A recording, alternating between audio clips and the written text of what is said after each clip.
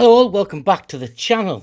So this song, Psychedelic Furs, Pretty in Pink, it's a song with a double edge. Did it do the band any good? What did it do for the movie? What's the song like? Stick with me and I'll talk some more. Let's get into it.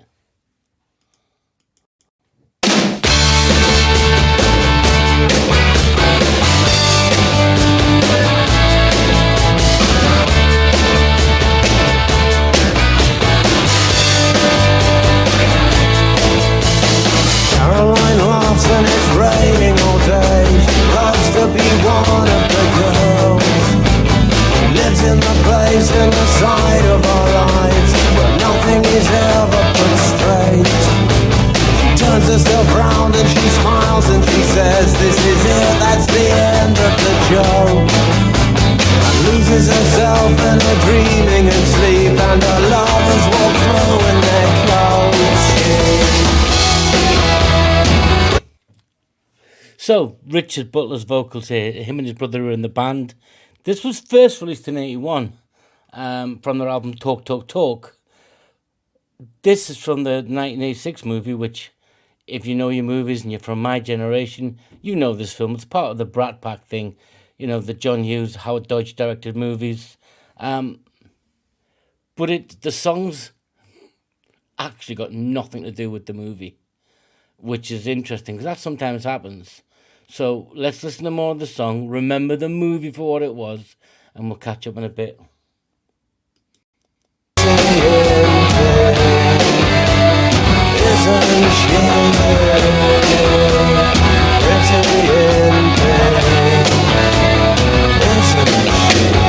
All of her lovers all talk of the notes and the flowers that they never send.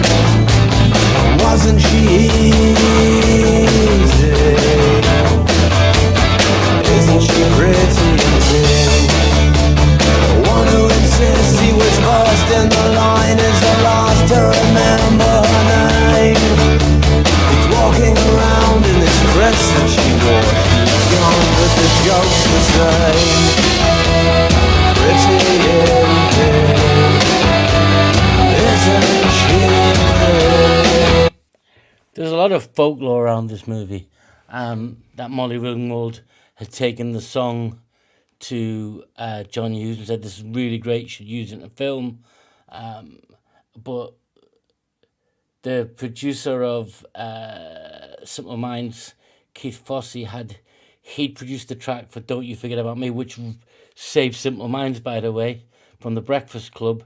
He'd produced the Psychedelic Furs on the 1984 album, so we already knew there was a connection here, but it doesn't matter, because the story goes, and I think it's been thing, that the actual movie revolves around the song itself, not in as much as the song's context, the title of the song, Pretty in Pink. When you know the movie, Molly Ringwald, who's beautiful at the time, really strong part in the movie. It had John Cryer, we know what he wanted to do. Andrew McCarthy didn't have such an illustrious career that I can remember. James Spader, we know what he's done, movies, TV shows, The Blacklist and all those things. So, Andrew, it sits in that, and you know who's in the Breakfast Club. That Brat Pack, you know the movies. Not the Rat Pack, the Brat Pack. But it's reminiscent of a time in the 80s when we'd just come out of punk, we were coming into new wave, new romantics. This is all in the United Kingdom. I can't speak for America. And there was lots of influences, as always is. America sneezes, Britain catches a cold. The culture swaps over both ways, but we're heavily influenced by the American scene. This is a British band from London. They never quite made it. This song and touring got to them, if you read about them, and they kind of just gave it in, although they did come back in 2020 after the first time in 29 years with a new album. This song that Tim Butler says, it doesn't fit with the movie in that sense. I mean, I'm sure they're glad they took the gig, because they were a working band. But let's finish this off, listen to the rest of the song, and actually find out what the song's about if you don't already.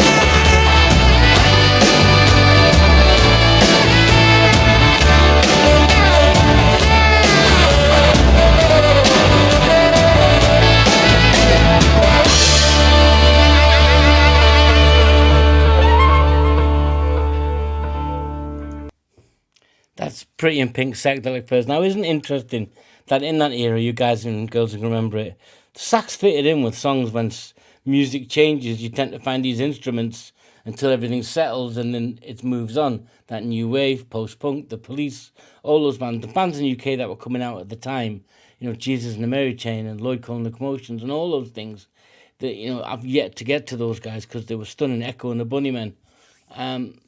But this song, it's literally about somebody who's got no respect for themselves, the girl. And if you listen to the inflection in his voice, isn't she pretty in pink? Isn't she? It's kind of a saying, well, look, that's all she's got. She's pretty in pink.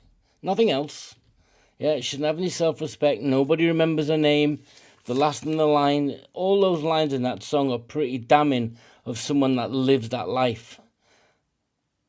But when you watch the music video, it fits.